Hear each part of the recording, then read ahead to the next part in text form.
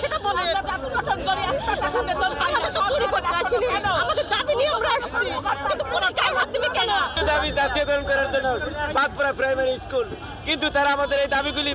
না মানে আমাদেরকে আরো অত্যাচার করে আমরা আজকে দীর্ঘ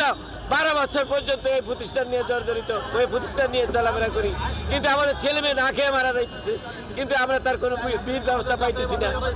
আর আমরা এখন মায়ের খেয়ে রোডে এসে কি অবস্থা আমাদের আজকে রাজাতে বলছি আমাদের দিন শেষ সবাই রুতাদার আজকে থেকে সবাই রোজা সব মানুষ মরতে রাখছে পবিত্র ভাগ ফেরাতের দিনে এরকম অপ্রীতিকর ঘটনা ঘটে আমি কোন দিনে মনে করি না বিশ্বাস করি না আমাদের ডক্টর ইউনুসের কাছে আমার একটাই আবেদন আমরা যতগুলো বেসরকারি প্রাইমারি স্কুলের শিক্ষক শিক্ষিকা আছি সব যেন ডক্টর ইউনুসের যেন জাতীয়করণ করে দেয় অবিলম্বে যেন আমরা আমাদের পাঠদানে ফিরে যেতে পারি আমাদের এটা যৌক্তিক দাবি আমরা এই 26,193টা স্কুল যে জাতীয়করণ হয়েছে 13 সালে সেই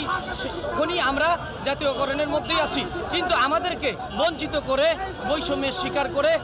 আজ অবধি আমাদেরকে জাতীয়করণ থেকে দূরে সরে রাখছে। আমরা 2013 সালে সরকার ঐতিহাসিক জাতীয়করণের ঘোষণা দেন সেই ঘোষণার বিতর্কের থেকে আমরা বাদ পড়া 4,159টি প্রার্থীর মধ্যে বাদ পড়েছি। আমরা এর আগে আন্দোলন করছিলাম তখন আমাদের প্রধান উপদেষ্টা কার্যালয়ে প্রতিনিধি দল নিয়ে যাওয়ার পরে প্রধান উপদেষ্টার একান্ত সচিব আমাদেরকে বলে আগামী 7 কর্মদিবসের ভিতরে আপনাদের যে যৌক্তিক দাবি এই দাবির পিছনে আমরা সর্বোচ্চ আপনাদের 7 দিনের ভিতরে চিঠি প্রেরণ করবো মন্ত্রণালয়ে। আমরা তো আর কিছু চাই না, আমরা বাংলাদেশকে সমাজ পরিবেশ ভালো করতে চাই, শিক্ষায় শিক্ষিত করতে চাই। কিসের জন্য এটা হবে না? আমাদের অনেক শিক্ষক আহত, আমরা কেন বারবার কেন আমরা লাঠি চার্জ? আমি ডক্টর ইউনূস স্যারকে অনুরোধ করে বলতেছি আমরা এই 4,159টি বিদ্যালয় আপনি যে কোনো মুহূর্তে করতে পারেন। মোট প্রায় 60 থেকে 70 জন আহত হয়েছে আমার।